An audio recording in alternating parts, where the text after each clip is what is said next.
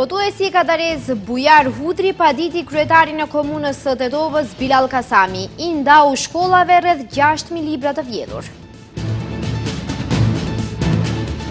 MPB me kallëzim penal ndaj kryetarit të Kërçovës Fatmir Deharit e akuzon për keqpërdorimin e mjeteve të komunës. Pacientët e onkologjisë kërkojnë llogari për krimin me ilaçe të pacientëve të sëmurë me kancer.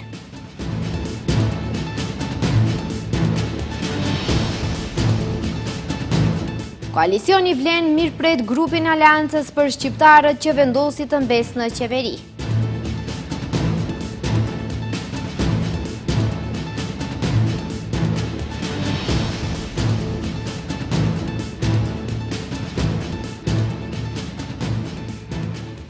Përshëndetje të nderuar shikues dhe mirë se takohemi me edicionin informativ të orës 15:55.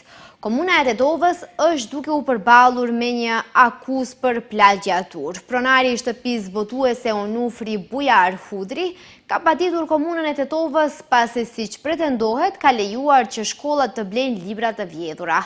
Komuna e Tetovës ka mohuar akuzat e Onufrit duke thënë se librat i kanë blerë shkollat me mjete vetanake dhe janë blerë nga shtëpia votuese Çabej. Rreth 5.000 lektyra shkollore të përbëra nga 62 tituj të ndryshëm që u shpërndan në 5 shkolla të mesme të komunës së Tetovës kanë rezultuar të jenë pirateri. Për këtë pronari i shtëpisë votuese Onufri Bujar Hudri ka paditur komunën e Tetovës pasi ka lejuar që shkollat, siç thot ai, të blejnë libra të vjedhura. Ai tha se përpos që janë pirateri, librat janë edhe të një cilësie shumë të dobët, përkatësisht të gjitha librat janë bërë me printer me letër të bardhë me një cilësi mizerie, siç e shprehur ai. Por unë me këtë nis një aksion për të mbrojtur nderin e shkrimtarit tim të dashur Ismail Kadare, pronën e tij intelektuale, që është e tia, e trashëgimtarëve të tij që janë 2 vajza dhe gruaja e tij, dhe botuesi i tij, dhe nuk do lejoj që të më përkamë këto të drejta aq më tepër të servire në zonën e botimit të një cilësie kriminale. Sepse ai që do të fitoj para nuk ka interes tek cilësia dhe ai nuk është ai mbrapa, jam unë. Pra në bibliotekat e shkollave Onufri dhe është një turp, është një skandal. Unë do kërkoj një dënim të rëndë që t'i vijë mendja në vend këtyre njerëzve. Ai tha se nuk do të merret me detajet se cila shtëpi botuese i ka marrë librat, pasi për të ka rëndësi që Bilal Kasami mbështet një vjedhje. Unë nuk mund të arrit ta kuptoj kryetarin e komunës, i cili e deklaroi qytetarën deri Kadaren dhe këtej vjedh librat e Kadares. Kjo është skandaloze. Kjo është për mua e papranueshme në një botë të qytetëruar, që ti të mundesh të vjedhësh dikë dhe aq më tepër ti je shteti që e stimulon, e mbështet dhe ti e promovon. Nga ana tjetër, komuna e Tetovës ka mohuar akuzat e Onufrit duke thënë se librat i kanë blerë shkollat me mjete vetanake dhe janë blerë nga shtëpia botuese Çabej. Kryetari as nuk ka blerë libra, as nuk ka shitur. Është çështja e shtëpisë botuese Çabej, se si i ka marrë libra, se si i ka shitur, domethënë është punë e shtëpisë botuese.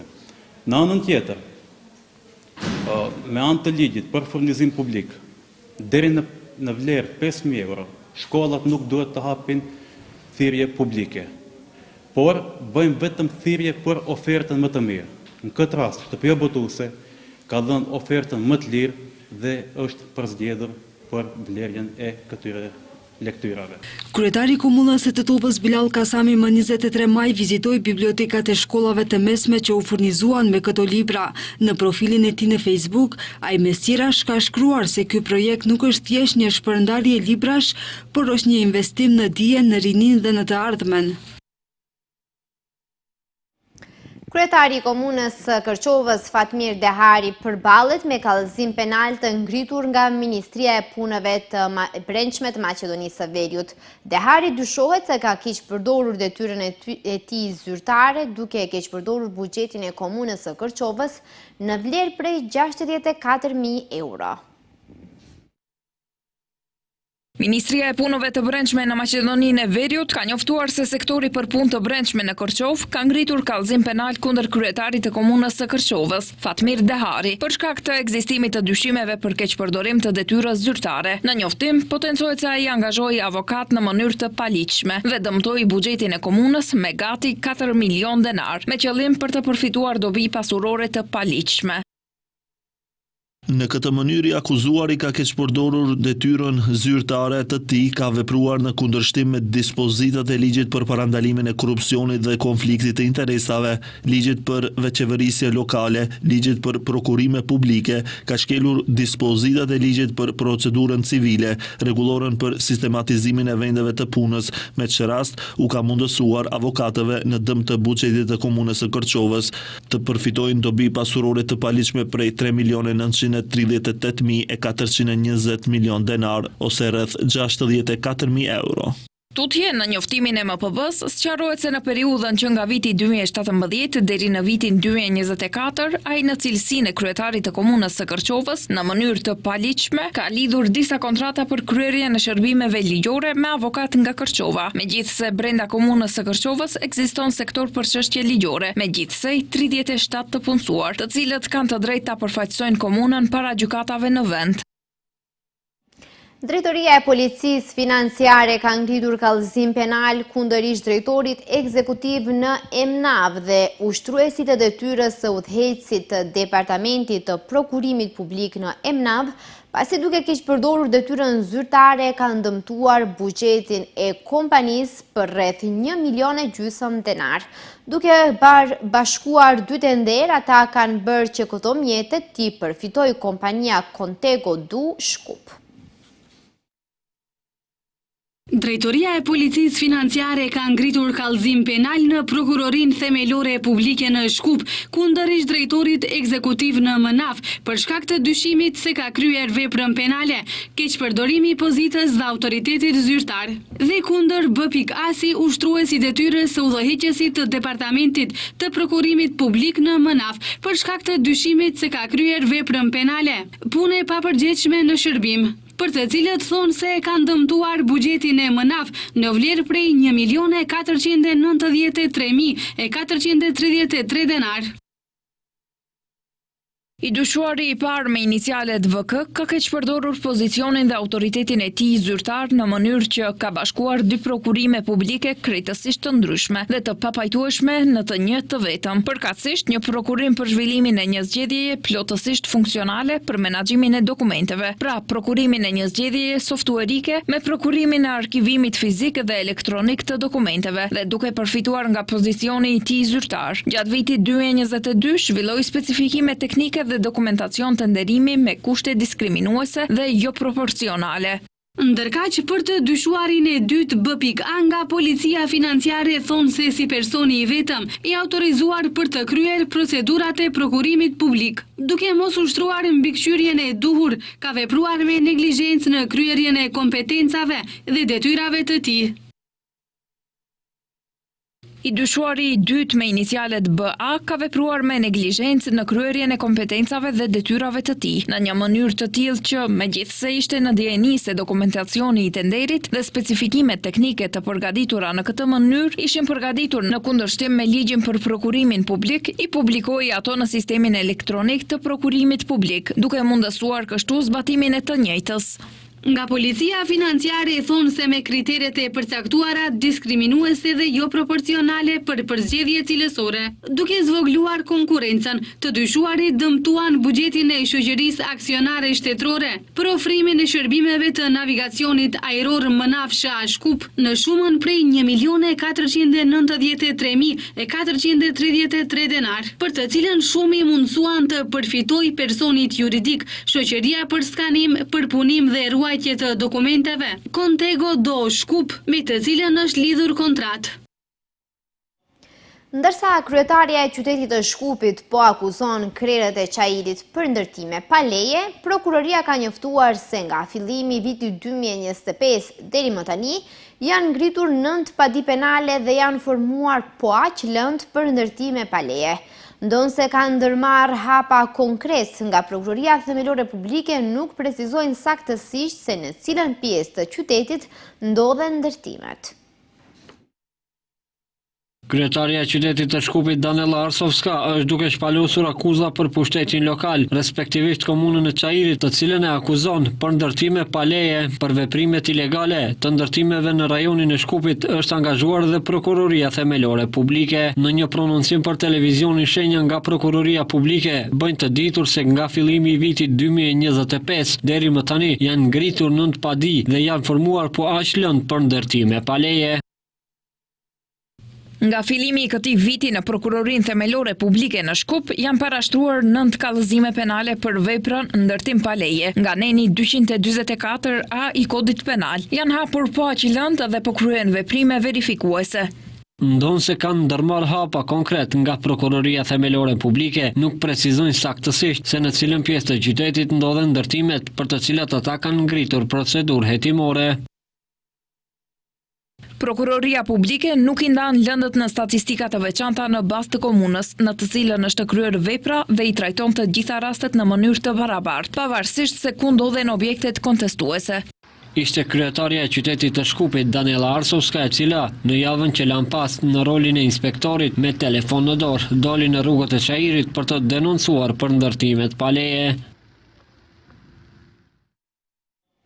Afrim Fidani është zgjedhur në krye të Gjykatës Supreme, duke e zëvendësuar kështu Besa Ademin, e cila gjithashtu ishte në garë, por kësaj radhe mori vetëm 2 vota. Ish-kryetarja e Supremes Besa Ademi disa herë ka qenë në qendër të vëmendjes për shkak të iniciativës për shkarkimin e saj, të iniciuar nga antari i Këshillit Gjyqësor Milazem Mustafa. Gjykata më e lartë në vend zgjedhur heqjes të ri. Kryetari i ri Gjykatës Supreme u zgjodh Afrim Fidani, duke zënë vendin e kryetares së deritanishme Besa Ademit. Fidani, përkryesues të Gjykatës së lartë, u zgjodh me 8 vota pro dhe 5 kundër. Ademi ishte gjithashtu kandidate, por mori vetëm 2 vota. Mandati i saj ka përfunduar në shkurt të këtij viti dhe më pas ushtrues detyre ishte Xhemali Saiti. Fidani ka qenë gjyqtar i Gjykatës Supreme që nga viti 2017.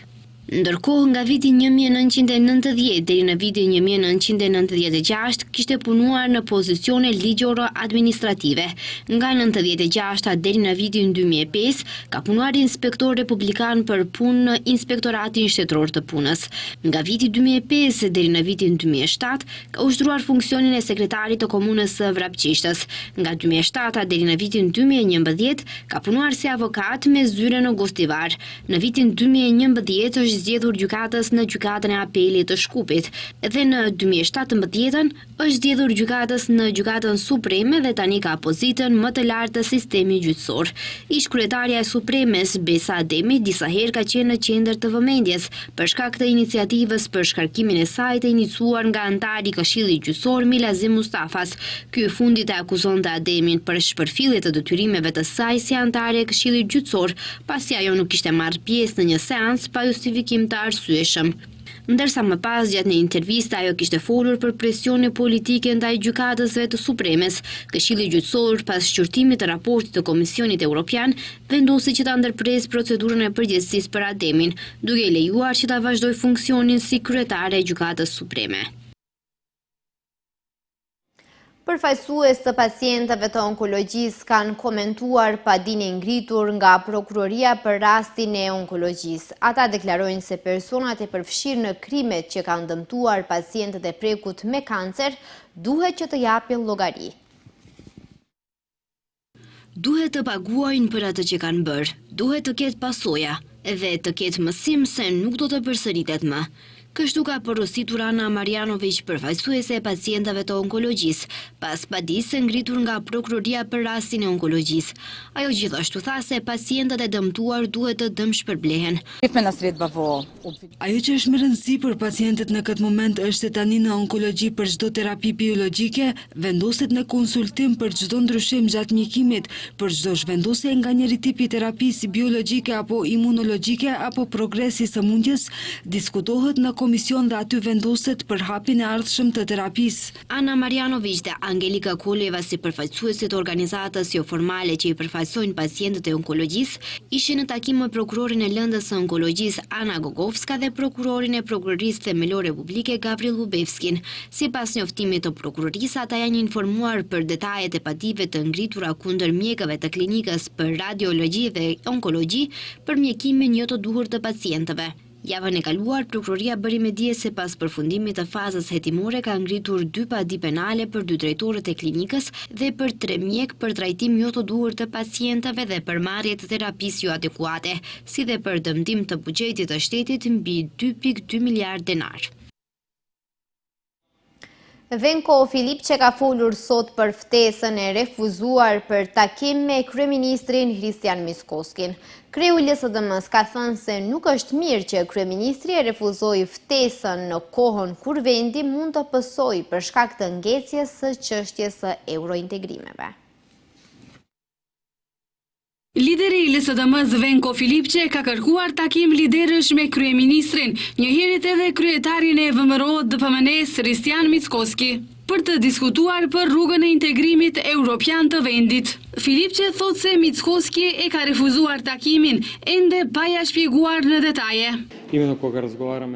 Kur diskutojmë disa pika të rëndësishme që kërkojnë konsenzus kombëtar, ndërsa jetojmë në një shoqëri multinacionale dhe multikulturore, këto çështje duhet të trajtohen shumë seriozisht. Nëse është pezull çështja që Komisioni Historik mund të jetë pengesë në procesin e integrimit evropian pas ndryshimeve kushtetuese, ndërsa në protokollin 2 unë mendoj se kjo nuk është askund kusht, por përkundrazi qeveritë e inkurajojnë punën e Komisionit Historik dhe të gjithë vendimet atje merren me konsenzus. Besoj se duhet të ulemi dhe të flasim. Filipçe thot se ishin shumë të qarta mesazhet nga kryetari i Këshillit Evropian Antonio Costa dhe komisionerja europiane Kaja Kallas se tani është koha që vendi ynë të arrijë malin e zi dhe Shqipërinë. Ata po bëjnë hapa të mëdhenj përpara dhe pritjet janë që brenda 2 deri në 3, maksimum 4 vjetësh ata të jenë në prag të BE-s. Pra së pari në takim mund të diskutojmë atë moment të interpretimit të protokolleve. Nga VMRO-DPMNE të dielën thanë se nuk ka nevojë për takim liderësh.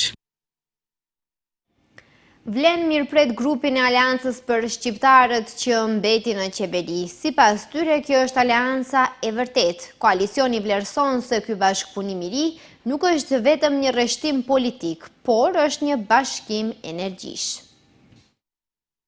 Pasi Aleanca për shqiptarët është e thjeshtësuar përsëri, ka reaguar koalicioni Vlen, të cilët kundërshtuan vendimin e Arben Taravarit, por përshëndesin dhe mirëpresin e rikthimin e Arben Fetajit. Vlen shpreh mirëseardhjen dhe mirënjohjen më të sinqert për të gjithë ata eksponentë të Aleancës për shqiptarët që në momente të rëndësishme për të ardhmen e shqiptarëve në mashininë e veriut, sipas tyre, kanë zgjedhur të qëndrojnë aty ku takon me dinitet për krah qytetarëve dhe pjesën e projektit të ndryshimit. Madje nga Vlen theksojnë se kjo është Aleanca për shqiptarët e vërtet, që i bie e treta e vërteta.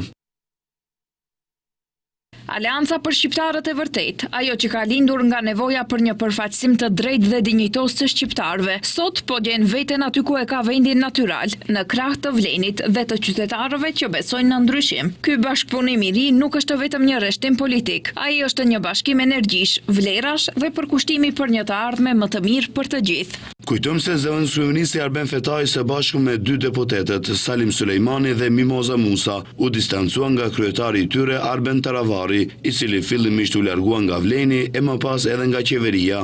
Fetaj dhe disa figura tjera në ASH vendosën që rrugtimin e tyre politik ta vazhdojnë në Vlen, ndërsa pas këtij vendimi, Taravari gjatë mbledhjes së kuvendit të partisë i shkarkoi nga postet partjake, të cilat i kanë mbajtur në ASH.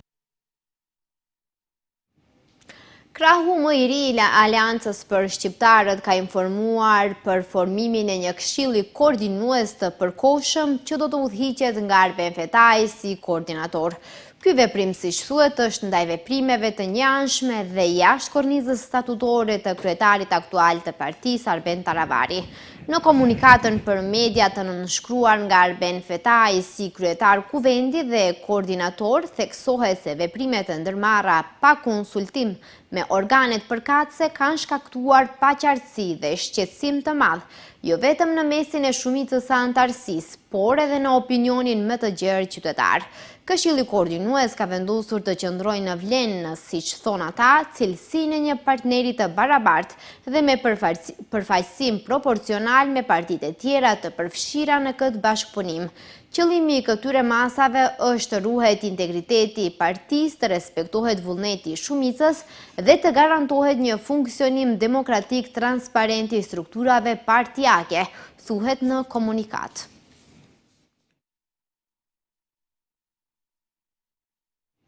Komisioni Regulatori Energjetikës vendosi që nga mesnata të ulen çmimet e derivateve të naftës. Sipas vendimit të komisionit, çmimet e benzinave dhe dizelit do të pësojnë ulje, ndërsa një rritje e lehtë është parapar vetëm për mazutin. Çmimi me pakisi euro super BS95 ulet për 0,50 denar për litër, duke arritur çmimin prej 75 denar për litër, ndërsa euro super BS98 do të shitet për 77 denar për litër. Gjithashtu me ulje prej 0,50 denar, çmimi euro dizelit shënon uljen më të madhe për 1,50 denar për litër, duke zbritur në 65,50 denar. Edhe vaji i lehtë ekstra për anvisëri ulet për 1 denar për litër dhe çmimi i ri do të jetë 68 denar për litër. E vetmja rritje është regjistruar te mazuti, i cili shtrenjtohet për 0,625 denar për kilogram dhe tani do të shitet me çmim prej 73 denar për kilogram.